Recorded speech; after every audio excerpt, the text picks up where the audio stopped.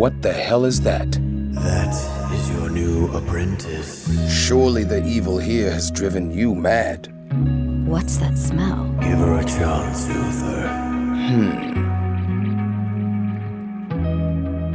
Follow me. Freak. This corrupted temple was once the shining heart of my religion. This place is eerie. This is for you. This blade shall pierce the heart of evil. Okay, sister, praise the light. Let there be light. The undead are spreading. I hope I know what I'm doing. Cleanse this wilderness. I sense great sorrow and misery.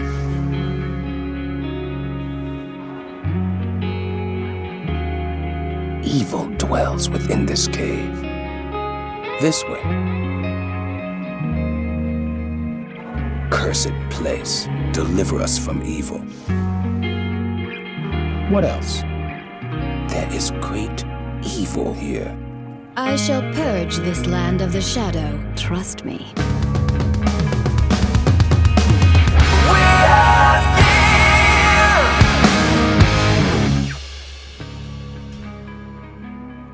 Alright, so before we get into the combat montage, we've got the look down for Undead's Bane, Lady Knight. The piece that made this idea come to mind first, the Vile Husk Unique. I upped it to a Balrog blade. It dropped ethereal with a perfect 200% enhanced damage roll. So I put a Zod in it, my last Zod that I have online. We also have the Ghoul Hide, which have a theme of damage and attack rating to undead. And then the white helmet and armor. I took time to craft a helm that rolled with the mods I needed to make this work. I put a perfect diamond, which actually gave it the same color as the armor. And then I have a rare armor, and it rolled the defense based on character level mod, which gives us the white color as well. So this is how I was able to achieve this Undead Lady Knight theme. We'll go over all the gear after.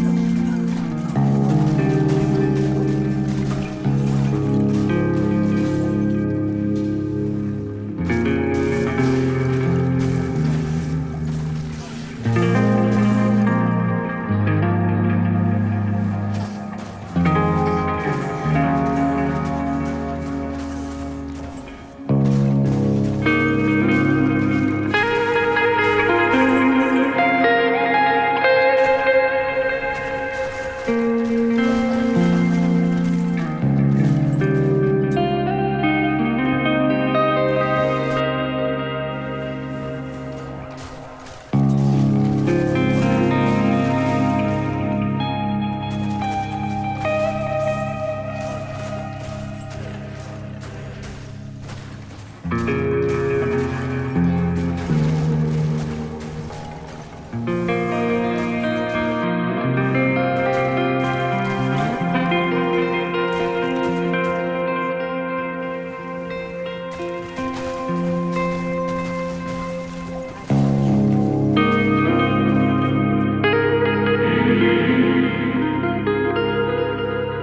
willing, you will help put an end to this stifling evil. The Lady Knight, look at her, undead specialist. The worst part about this build is that she looks stupid in the character screen.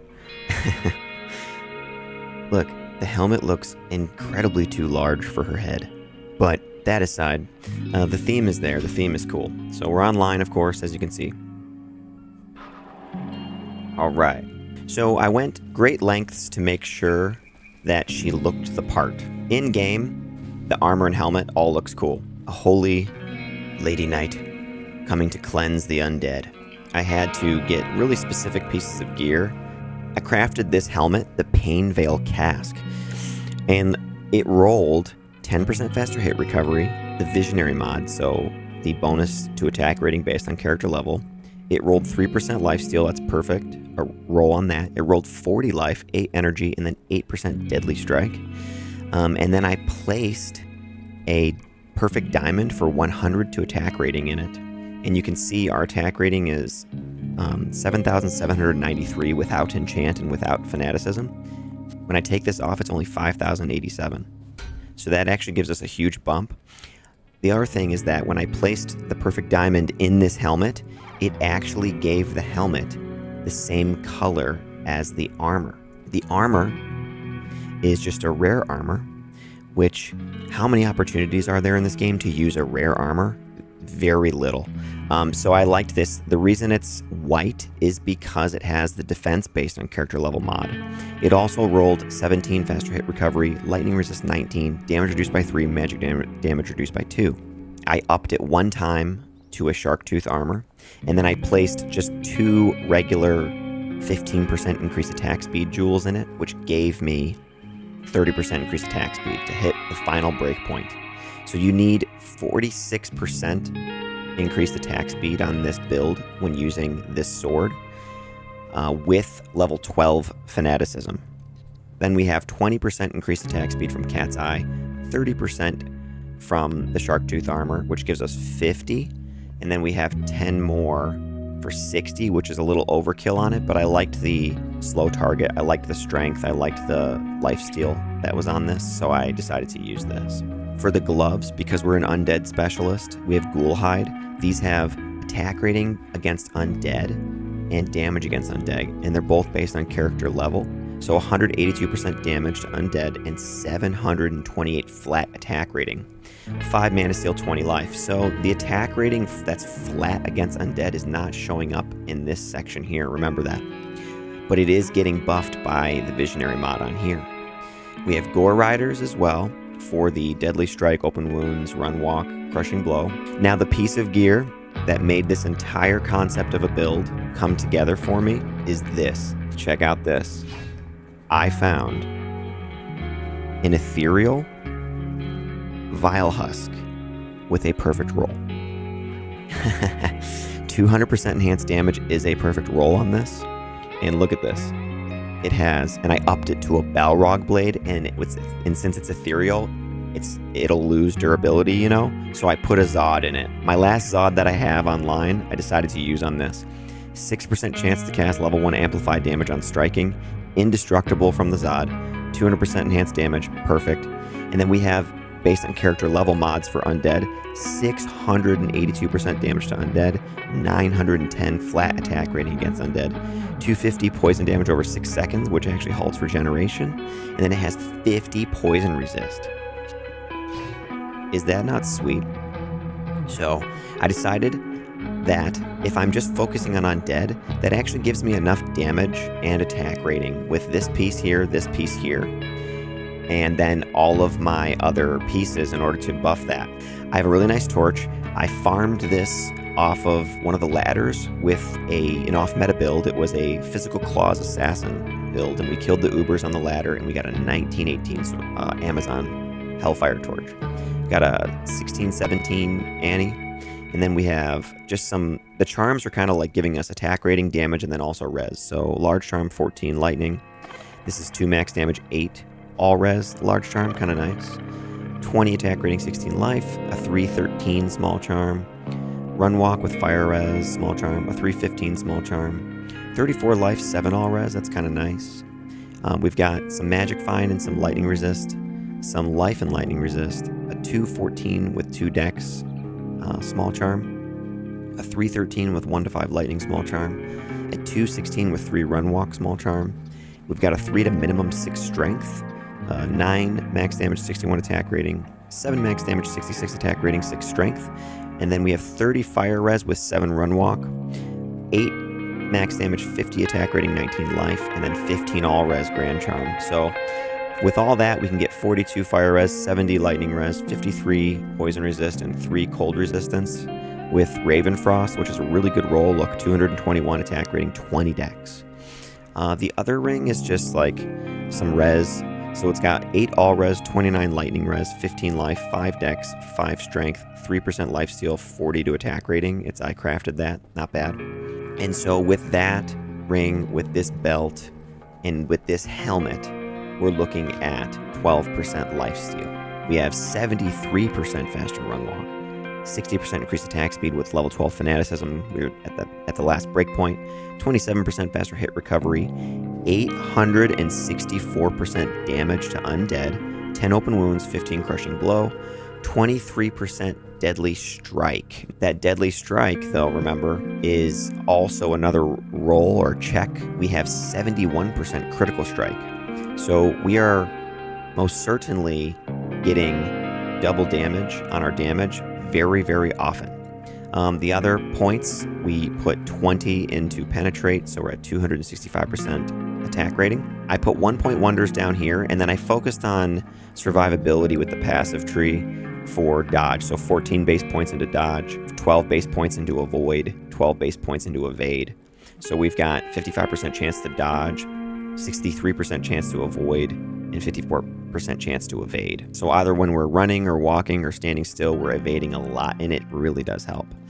On the bow tree, I just put the rest of my points over into like strafe in case I felt like using a bow like on swap for whatever reason. Like maybe I was trying to proc amp damage or something. You know, like I did find this. This is a rare bow. It's got amp damage on strike, and it does have damage to undead, which fits the theme. But instead I just, and I also have a harmony. So if I wanted the faster run walk with this, I could do that. But instead I opted for a demon limb here on swap so that we can get the enchant, which helps our attack rating even more. So now our Balrog blade has a nice cool red hue to the ethereal looking blade. I think that's pretty sweet. All right, Mercenary. So she has Endariel's Visage, 8% life steal, 25 strength on the roll for that. Didn't socket this one. I do have a perfectly rolled one with a socket in it, actually, and it's on something else. And then a hustle, because I wanted her to have that attack speed and run walk that to make up for the Grand Matron bow, Faith bow that she's using. The run walk is kind of important because her fanaticism sometimes goes off of us if she's not close enough. The run walk helps her keep up. And then, of course, she's got the Grand Matron bow with a Faith rune word, Omja Lem Eld. It only rolled level 12 on the fanaticism, but it did roll 2 to all skills, so this is plus 5 to bow and crossbow skills. And even with the level 12 fanaticism, it's still really, really good, She does great. So in order to give us a little bit more help, too, I can pre-buff a little bit just for the Valkyrie, because the Valkyrie is only level 5 with 1 point into it. And you can keep casting her if you want, but what I like to do instead is just give myself a couple extra skills too for the Valkyrie. I can get her up to level 17 with only 1 point into her. I have 1 skill here, 3 here, 2 here with a piece, 4 to Valkyrie here, but it maxes out at 3, I'm pretty sure. So yeah, so even though it says 4 to Valkyrie on the Harmony, it only gives us 3 skills. And then we have 3 to passive and magic there, and then we do have the Torch and Annie, So that allows us to just get a level 17 Valkyrie. If you can get her with the red armor, that's nice. She survives a little better that way. There we go. See? So with the red armor, she's a lot more tanky. She gets more life if she has red armor. So I do that. Alright, so let's go showcase a little bit. Let's get our enchant up again. Make sure that's going. So let's just go to like an area where there's lots of undead. So if I go to the sewers, you know, you saw in the combat montage, I tried to focus on all the areas I could that have lots of undead mostly. So if I go to the sewers, let's just make sure there's... Yeah, so here we go. So the way I play this is decoy. It's only got 1 point into it, but it's enough. And then I also do use slow missiles when there's a lot of archers, because those can mess us up. So here we go. So slow missiles, decoy. And let's get in there now. We're dodging a lot right now, too. I don't know if you can hear. But she's going like, woo, woo, woo. And it's like really showing that she's dodging. That slow is really bad. There we go. Got rid of them. But you saw that we were like, I was sitting in the middle of all that, and it was like really, I didn't get murdered right away. So that's pretty good. And you can't lifesteal from skeletons, you know, so we really rely on that. And the slow missile reduces damage of missiles and slows them, so it's really good. Look, these guys are not even undead, but we still took them out pretty good. So yeah, see, you can see I can even like one-shot guys sometimes. So it says our sheet damage is only 2,855. Our attack rating's 13,000, but remember that does not include the off-weapon 864% damage to undead, or the 1,638 attack rating to undead. So we have a very, very good chance to hit the undead. We also get that amp damage once in a while. It's only a 6% chance, but when it goes off, it feels pretty special, you know? So here, decoy to kind of distract them a bit. And look, we just took out that unique pack right there really easily. For what this is, I've set this up pretty good, I think. So we just amped that guy and we killed him really easily. Let's get the decoy over here. There we go. And then our mercenary with her freezing arrow is very helpful as well, you know. Like she does a lot of crowd control for us.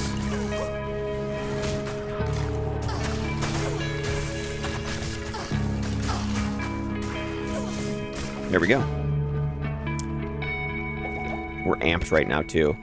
If you're amped and you're surrounded like that, a lot of other like two-handed characters will get absolutely wasted, you know. But because she has so much dodge capability, we actually do pretty well even when we're amped. So I didn't opt to get like a cure helm or something like that because of that. So here's decoy, and we have the ability to throw up a decoy. Look, we just amped that. There's another unique guy. See how fast I took him down? There's another one. 2 shots, 2 hits, dead on that unique.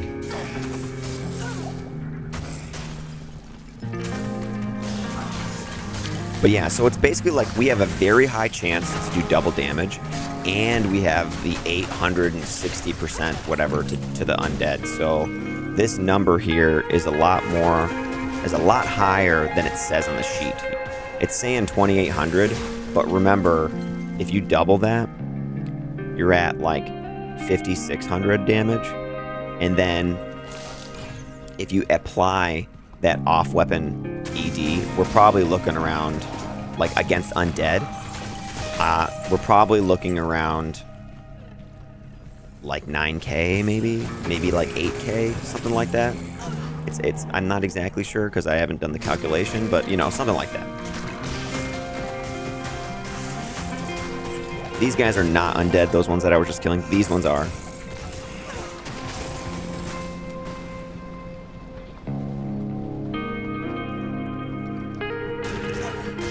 Nice, amped them. So here's another spot I'll try, Halls of the Dead. So, like these guys, here, look.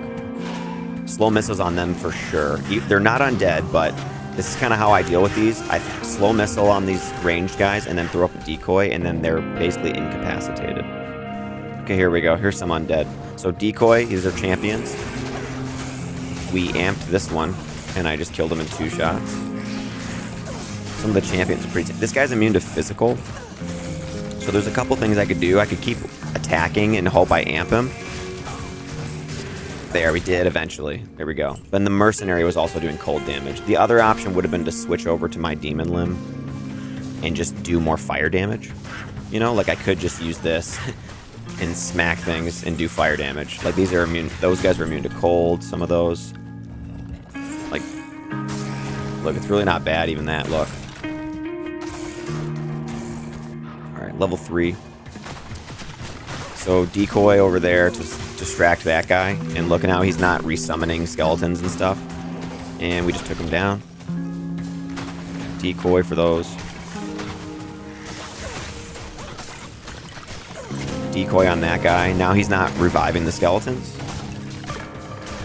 And he's gone.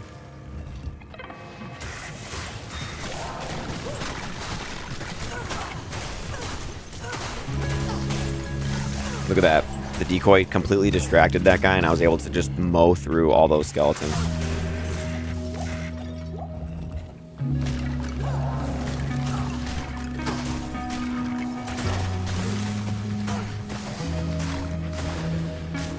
There we go.